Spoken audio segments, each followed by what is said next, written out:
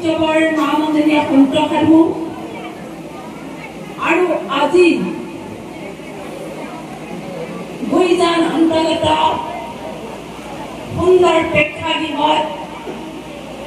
আজি যি সন্ত সমাগম এই মহান যজ্ঞত ভাগ ল'বলৈ অহা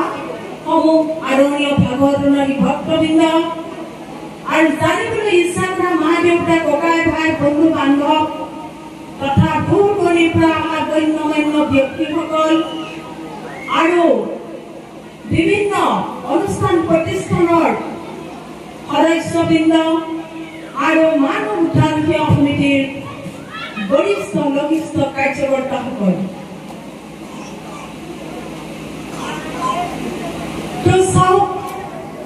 আমি আজি বহুত ভাগ্যৱানী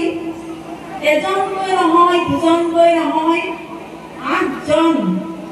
ঋষি মুনি সদী সন্ত সাধুৰ চৰণত সময়ত তত্ত্বদৰ্শী মহান গুৰুজনাৰ চৰণ চক্ৰত বহি আমি এনে সুন্দৰ মঞ্চত আমি আজি হৰিনামৰ মধুৰ বাণী আমি হৃদয়ঙ্গম কৰি আছো হে ভাগৱতী ভক্তবৃন্দ সময় আহি গ'ল আমাৰ ধ্বনিয়ে গাই গ'ল দয়াৰে দয়াল আহিলে কলিকাল সকলো শাস্ত্ৰই কয় গত মহাপুৰুষসকলে কলিকালৰ কথা ৰচনা কৰি গ'ল সকলো শাস্ত্ৰত আমি বিচাৰ কৰো যে ঘোৰ কলিযুগত কি হ'ব তাৰ মানে ভাবক এই ঘোৰ কলিকালত আমাৰ আজি জন্ম হ'ল ভাৰতবৰ্ষৰ বুকুত আমি জন্ম হোৱাৰ কাৰণে আমি ধন্য হলো এই মহান ভয়ংকৰ কলিকালত আমি অন্য দেশত জন্ম হোৱাতে নিশ্চয় আমি ধন্য নহলোহেঁতেন এই গৰিমাময়ী মহিমাময়ী মা ভাৰতবৰ্ষৰ বুকুত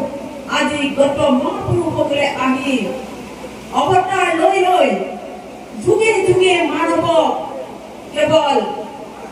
এক জ্ঞানৰ ৰাস্তা দেখুৱাই থৈ গ'ল হে ভাগৱতী ভক্তবৃন্দ বিচাৰ কৰক যুগে যুগে মহান পুৰুষ আহি এক সুন্দৰ ৰাস্তাৰ আমাক দেখুৱাই গ'ল কিন্তু এই ঘোৰ কলিযুগত কি আমি কোনো গুৰুজনাৰ চৰণ নাপাব লাগে নেকি কোনো মহাপুৰুষ আমি পাব নালাগে নেকি আমাৰ যুগত এই সময়ত চাওক শংকৰ মাধৱৰ দেশত আজি কিহৰ গণ্ডগোল শংকৰ মাধৱে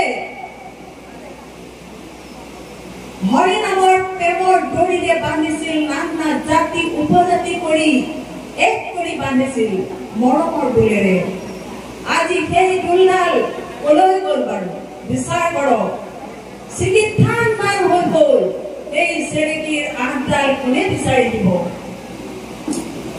তো নাভাবিব আমি এই ঘোৰ কলিযুগত আমি ভক্ত নহয় বুলি আমাৰ পুকাৰ ভগৱানে শুনিলে কেতিয়া 1950 চনৰ বৰ ভূমিকম্পত যেতিয়া চৰায়ে মাছে মগৰে গছে পৰ্বতে পাহাৰে আস্ফালন কৰিছিল তাহিৰাম তাহিৰাম বুলি চিঞৰিছিল এই তেতিয়াই চাওক ভগৱানৰ দয়া কৃপা বৰ্ষণ হ'ল সেয়ে 1951 চনৰ 21 ছেপ্টেম্বৰৰ দিনটোত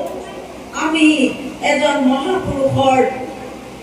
আবিৰ্ভাৱৰ সন্ধান পালো এই সন্ধান এতিয়া দিয়া নহয়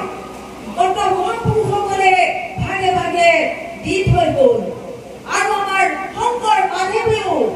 নাম মুখাত বৰ টানকৈ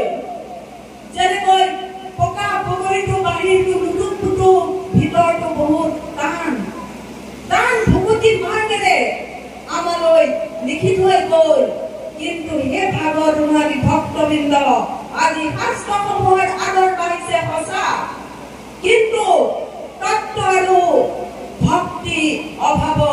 আমি সেই শাস্ত্ৰসমূহৰ একো সন্ধান আমি নাপাওঁ।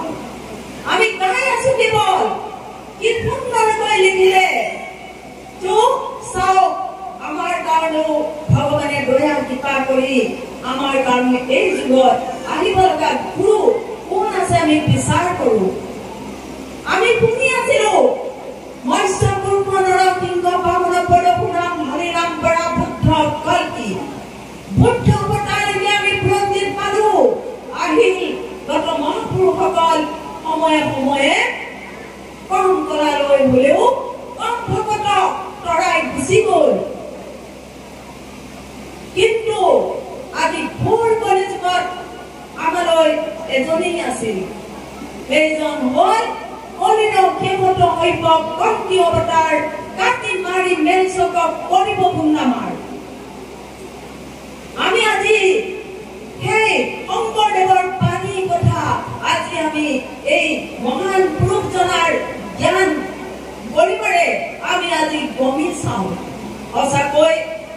এই সময় আহি গল ঘোৰ কলিকাল আৰু এই কলিকালত ভক্তসকলক উদ্ধাৰ কৰিবৰ কাৰণে সেইজন যুগৰ মহান পুৰুষ শংকৰদেৱে দ্বিতীয় অৱতাৰ লৈ কল্কি ৰূপে কল্কি ৰূপে আজি আহি গল আকৌ নামৰ স্বৰূপ হাতত লৈ। তেওঁ নিজে আহিব নোৱাৰে কাৰণে আজি হাজাৰ হাজাৰ সন্ত সাধু সৃষ্টি কৰি দিছে। সেই নাম যি নাম আমি ভাবি আছো কৃষ্ণৰ নাম, ৰাম নাম, নাৰায়ণৰ নাম, অনেক নাম, মাধৱ, হৰি, যদু নন্দন, যাদৱ